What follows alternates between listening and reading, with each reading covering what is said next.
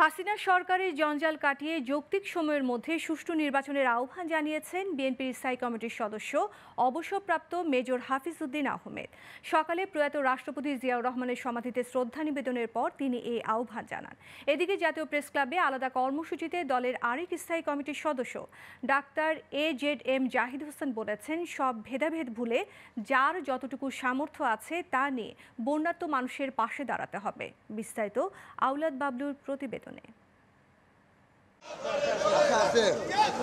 রোববার বিএনপির vice chairman পদে সদ্য মনোনীত নুরুল ইসলাম মনিকে নিয়ে প্রয়াত রাষ্ট্রপতি জিয়াউর রহমানের সমাধিতে শ্রদ্ধা নিবেদন করেন স্থায়ী কমিটির সদস্য অবসরপ্রাপ্ত মেজর হাফিজ।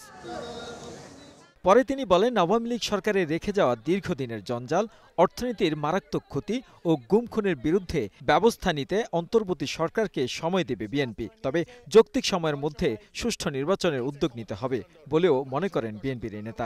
আগস্ট বিপ্লবের লক্ষ্য পূরণের জন্য আমরা এই অন্তর্বর্তীকালীন সরকারকে সাহায্য সহযোগিতা দেব, কিন্তু তাদেরকে বিপ্লবের মর্মবাণী উপলব্ধি করতে হবে। আপনারা সরকার পরিচালনা করুন, আমরা আপনাদেরকে সময় দিতে চাই, কিন্তু আপনাদের লক্ষ্য থাকবে গণতন্ত্র প্রতিষ্ঠা এবং নির্বাচিত প্রতিনিধিদের কাছে ক্ষমতা হস্তান্তর। এদিকে দুপুরে জাতীয় প্রেস ক্লাবে নার্সেস অ্যাসোসিয়েশন অব বাংলাদেশ আয়োজিত প্রতিনিধি সভায় প্রধান অতিথি হিসেবে বক্তব্য দেন ডাক্তার AZM জাহিদ হোসেন।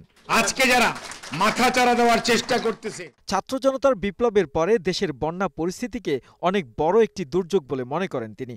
পাশাপাশি ছাত্র জনতা ও দলমত নির্বিশেষে সবাইকে বন্যা কবলিতদের পাশে দাঁড়ানোয় জাতি হিসেবে প্রশংসনীয় বলে জানান তিনি। একই সাথে সবাইকে যার যার সামর্থ্য অনুযায়ী আরও এগিয়ে আসার আহ্বান জানান। যার যার সামর্থ্য, আপনার 10 টাকা আছে 2 টাকা দেন, 2 টাকা দিয়ে 2টা দেশলাই কিনে দেন, 2টা মোমবাতি কিনে দেন। ভাববেন না যে আপনার দেওয়ার নাই, নো, আপনারও আছে। ওইটুকুই আপনি সাহায্য করেন আপনার পার্শ্ববর্তী মানুষগুলোকে, তাহলে দেখবেন এটা বিরাট সাহায্য হবে। হাসিনা সরকারের পতন থেকে সবাইকে শিক্ষা নেয়ার কথা জানিয়ে তিনি বলেন, সতর্ক থাকতে হবে ভবিষ্যতে এমন স্বৈরাচারের জন্ম যেন আর না হয়। স্পেডকে স্পেড বলতে হবে। কোনো অবস্থাতেই দুর্বৃত্তপনা আপনারাও করতে পারবেন, আর বিভাজনের রাজনীতির থেকে বেরিয়ে আসেন। আওলাদ বাবলু, গ্লোবাল টেলিভিশন, ঢাকা। চেষ্টা করবে, উস্কানি দিবে।